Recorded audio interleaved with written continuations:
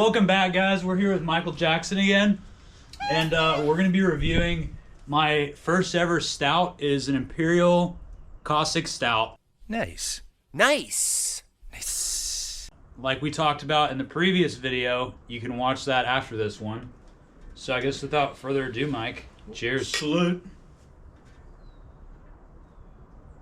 Wow. I mean, this sucker smells like a stout.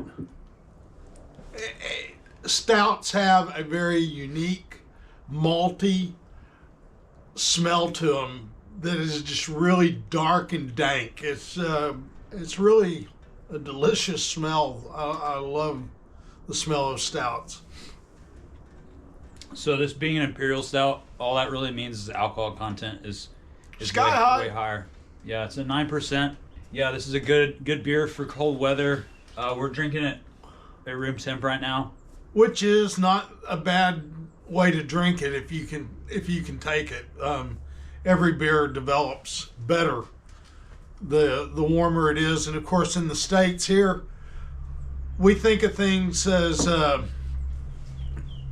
we drink a lot of things, wine, beer, too cold.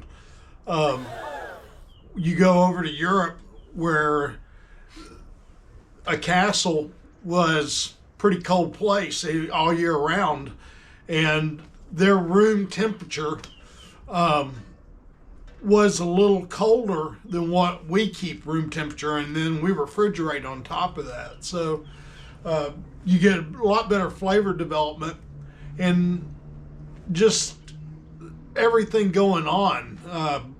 Nothing's hidden whenever it's all cold. And this one, I get coffee, chocolate, maybe even a little bourbon barrel. You're right. So I put 21 grams of oak that was locally sourced by my roommate. Cut it up into little cubes, charred it with a torch, soaked it in Tullamore Dew overnight, which is Irish. That's Scotch. And soaked it overnight, put it in there like kind of a dry hop for about 5 to 7 days. Pulled it out, and it imparts a very good oaky flavor, and you can do it without having to go get a cask. And so it's something I kind of came up with. There's a couple of like threads online about it, but I think I mean, for a home brewer, it is a way of adding the complexity and the vanilla and the toastiness that you get whenever you have usually bourbon barrels that have been aged and now are being reused as a beer barrel, and they've been charred on the inside, and that just, what a great way to add flavor development to your home brew. I think this is a really good example of a stout and a really good first run of it. So I feel like that it's only going to get better from here as the recipe gets refined and worked with and everything else. I'm going to give it a little room to improve and say that it's a 6.5. that's pretty good. 6.5. It's pretty good. So What's under the brew kettle now? tomorrow I'm actually doing my first ever double IPA. Oh boy. Yeah, so I love double IPAs. lots of malt in there, tons of hops. It's probably going to be about 105 IBUs. Woo! Yeah. Explain IBUs while we're on it. Yeah, so IBUs is International Bittering Unit, so that's used. It's kind of an international standard, so there's no metric and standard. It's just IBUs, and so you'll probably notice that on a lot of beers that you get that are canned. But that just pretty much tells you how bitter the beer is based on the hops. So the more hops you add, the higher the IBUs is going to go.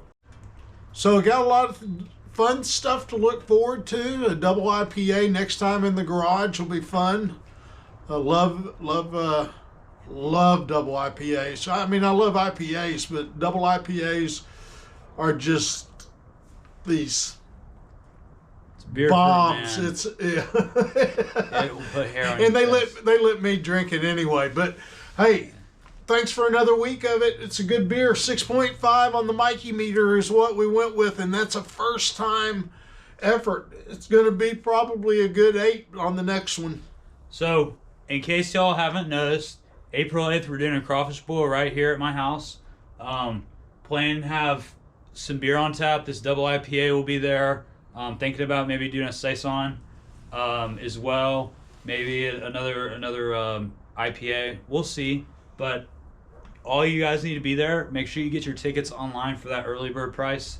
And that's pretty much all I got for you guys, yeah. Make sure you hit that subscribe button, or if you're on Instagram, hit the little follow button down there below, and we'll see you guys next time. Come back and see us. Thank you.